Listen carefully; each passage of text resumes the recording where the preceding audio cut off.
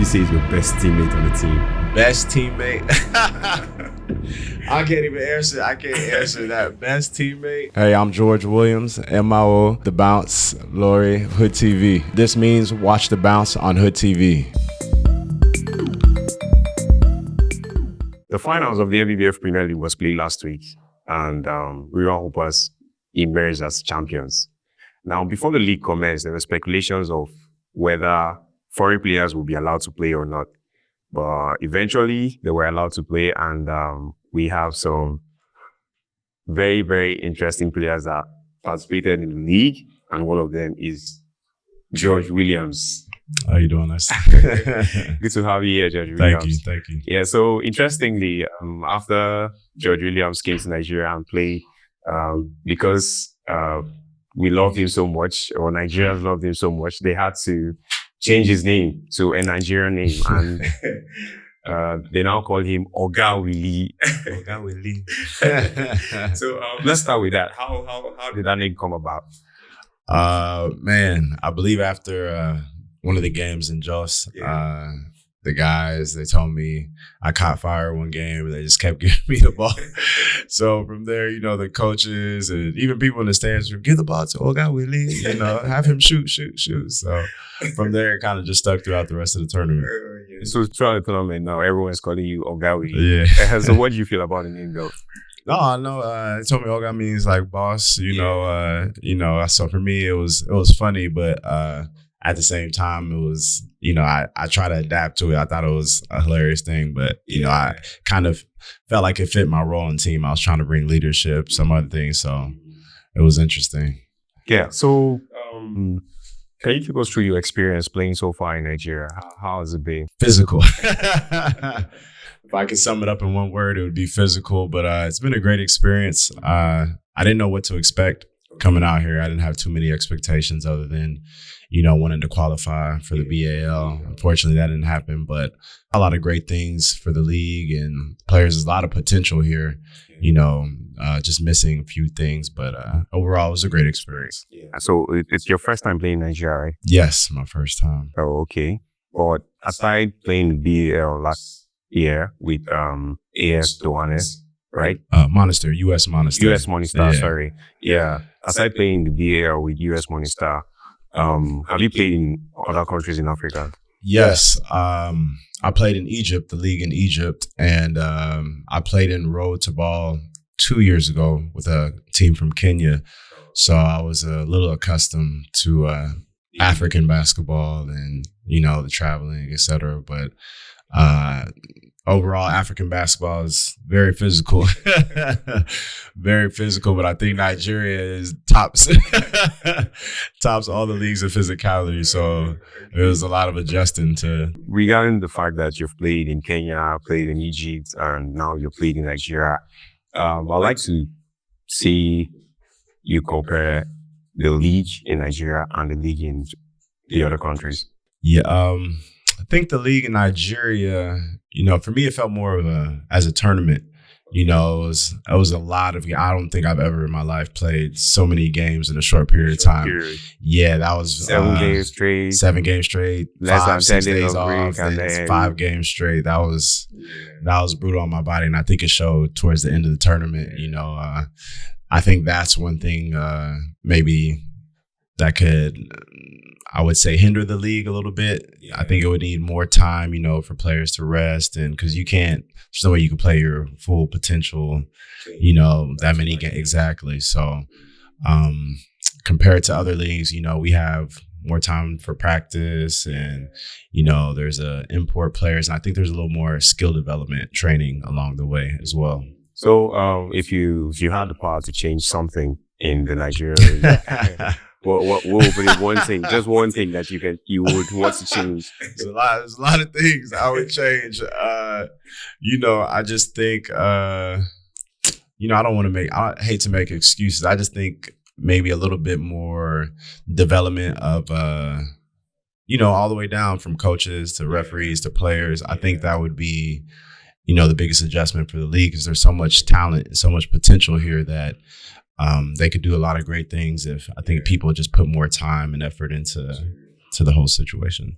All right. So going back to the games there, the games in Just, yeah, you were one of the top scorers in Just. I think you were averaging 14 points per game.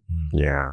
And there were some games that, like the final game you guys played against the host team, Plateau Pigs. I would say you ended up buying the fans that came to cheer against you guys. Now, there was, I think, in the third quarter, yes, in the third quarter, you went 4 for 4, 3 points. I mean, take us through that moment. How was it like for you, and what inspired that? Man, that was an exciting game. I think that time, some players on the other team were, talking. We were going back and forth. So, I felt compelled to, showcase more of my ability, throughout the tournament. I was once I realized the schedule and how we would be playing so many games, I try to pace myself, maybe not do too much, only what the team needed to win. And, majority of our games, we won by a lot of points. So I didn't feel that much need to score or to, I try to contribute in other ways. But that last game, it was like everyone's legs were tired and we couldn't get over that hump. So, a lot of the guys encouraged me to be more aggressive. And at that point, I felt the need to to assert myself. Yeah. Assert myself into the game. Okay, it was really interesting, because from the first half, the home team were definitely cheering against you guys. Yes. But in the third quarter, it was as if they turned and were cheering for you guys. And at the time that you left the game, I don't know if it was your choice or the coaches that decided to put you on the bench, but everybody was still screaming, "Bring a guy with me, bring a guy with me." But it was sad that we didn't see you play in the last quarter and all. But that was a mutual decision at the time. I was gassed. So I told you my legs were tired. That was the 7th game. Yeah, and the 7th day. So, once I felt we secured the league, I, told the coaches maybe let me shut it down, trying to rest, let my body start healing, recovering. But no, that was a fun game. That's one I'll remember my whole career. It was definitely a great atmosphere. So I feel like that was one of the best games you guys had in the tournament conference stage, and then going back to the game in the semifinals against the champions River Hoopers. Yeah. So I like to see the game through your opinion. Like, what do you think? How did it go? Man, for me, that was an interesting game from start to finish. I had a lot of expectations. That was one of the main reasons why I came back to Nigeria. Once, I spoke with Ose and the guys, and I realized, we have a chance to play against them again. So we played against them in the BAL. Yeah. So it'd be fun, So that was a physical game.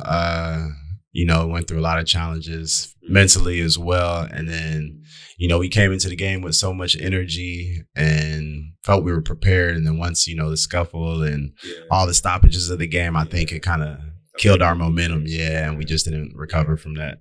Yeah. So would you say that if that scuffle didn't happen, will the outcome of the game be any different? Yes. I believe so. I believe if in basketball, there's a lot of tactics, that can happen to deter you from the game or, for us, we should have kept our mental focus solely on the court, and not let everything else bother us. But, we're human. So we did. And I believe that took us away from the game because you could see we were on a roll, we were locked in. And then, I don't even know how long the game stopped for, but once the third quarter resumed, we were very slow to pick things up, and they capitalized. Yeah, exactly. They capitalized on that so fast and didn't look back. Was it like your mindset going into the game? Was it like a preparation to get back at River Hoopers? Because I know that there was a situation with the game against River Hoopers in the BAL. Yeah, that was crazy. I still don't understand. I think they left my name off the roster, so. The quarterfinals, I actually checked into the game and had to leave the game. Then there was a lot of phone calls made and arguing. And by the fourth quarter of the game, I was allowed to play and I had already changed clothes. So I ran back. It was a big situation. So once I found out I have a chance to help a team qualify for the VAL from Nigeria, I thought, I wanted to capitalize on that. But it was it was interesting to say the least. Right. So, outside the games, how would you, or what interests you in Nigeria? Man, I honestly, until maybe when we came back from the final 8, I've been able to explore a little bit, but I wasn't able to do too much. That's another reason I would love to come back. Well, I'm definitely going to come back. I have family here. We have a home here as well. So, but definitely, yes, yes. My mom is Tiv, my dad is Yoruba. So, my oldest brother was born here. I just, after he was born, they moved back to Houston, where I was born, and I just haven't been. I was here when I was 4 years old. I got a lot of pictures from them, but no much memories. Yeah, not too many. So I wanted to come back and make more as well. But the food. That's one thing I make sure I made sure to explore, find the best jollof rice and chicken everywhere. That's one thing I definitely been exploring since I've been here. So you had a lot of jollof rice and pounded yam and agusi since I've been here. So definitely that's one thing I look for. Anywhere I play at, that's like the first thing. That's most important. Exactly. Okay. So which is your favorite amongst all the foods you just mentioned? Of course, jollof rice. It never fails. And which protein?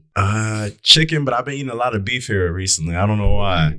The guys have tried to encourage me to try other stuff, but I told them I can't do it. My stomach's not that strong, so I had to be careful what I eat. Like you mentioned, you definitely gonna come back. What's your biggest motivation to come back? Man, the last few games, they didn't turn out the way I wanted.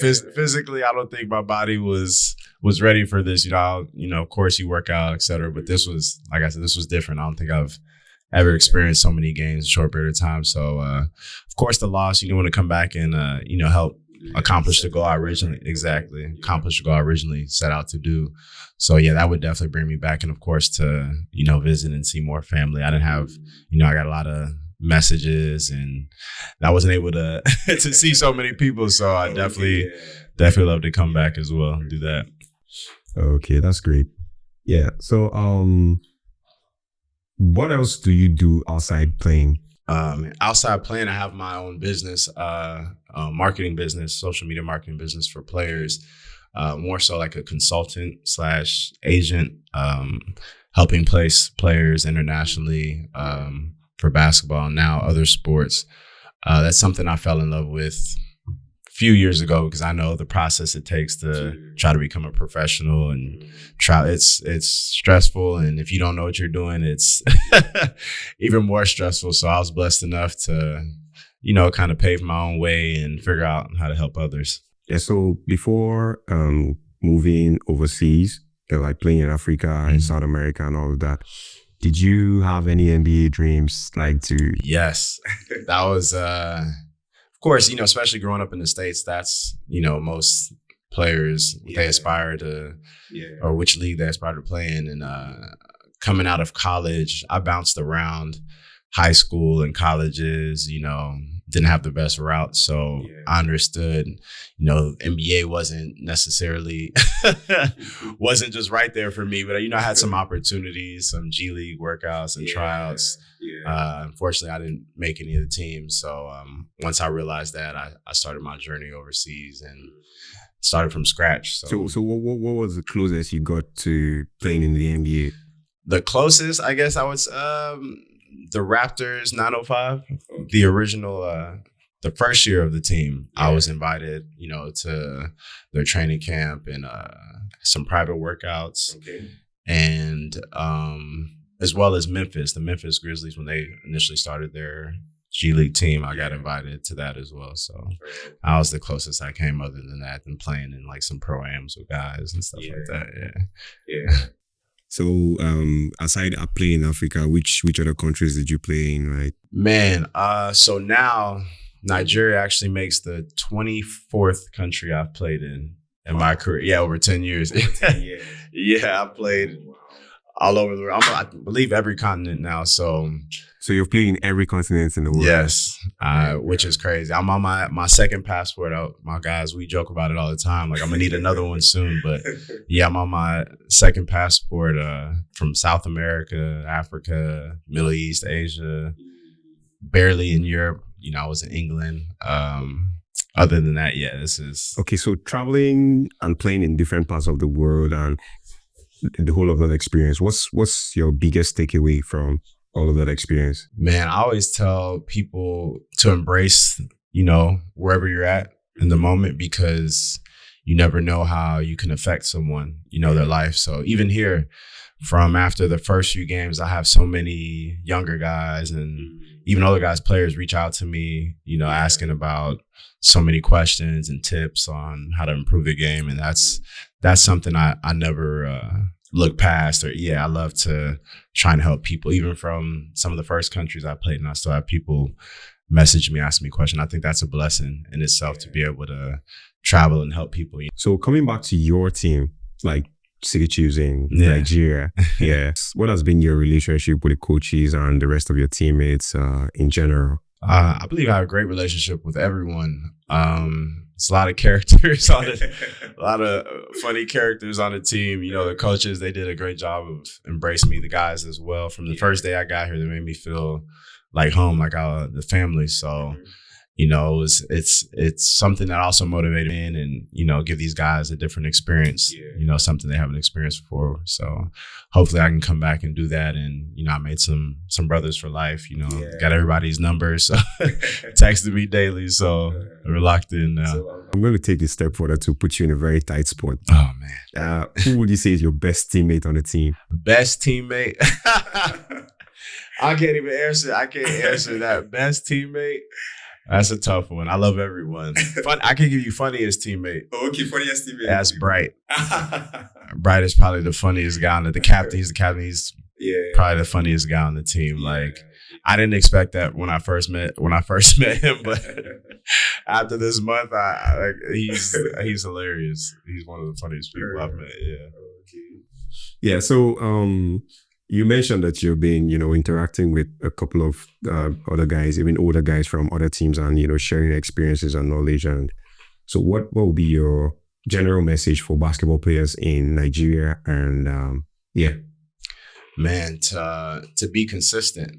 I know the situation here is very difficult, especially for athletes.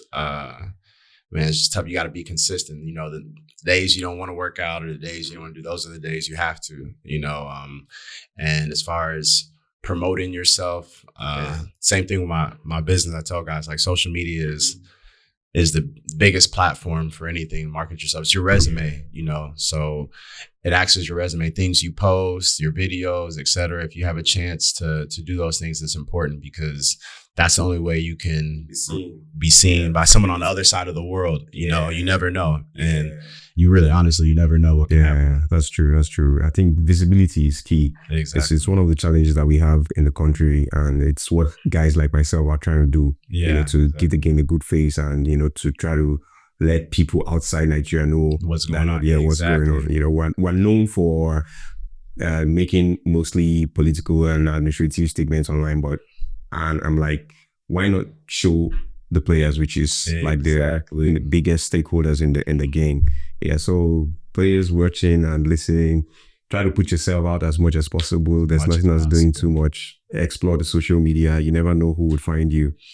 Yeah, so Oga Willie, thank you so much for being on this show. I mean, it's a privilege, and I'm happy to have you here. I appreciate it. So any last words, like anything you'd like to say, or if anyone, you know, if anybody reaches out to me or wants to reach out to me, I'm sure my social media and stuff will be connected as well. But I have no problem trying to help others.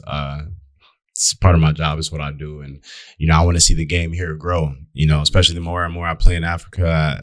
I see so much potential, man. So it's like, I want to help the game grow and be a part of that, you know. So thank you so much for coming on. And Don't forget to follow The Bounce with OG on Instagram so that you can get constant updates, and as well subscribe to Hood TV Abuja on YouTube so to watch the full episodes of DBounce.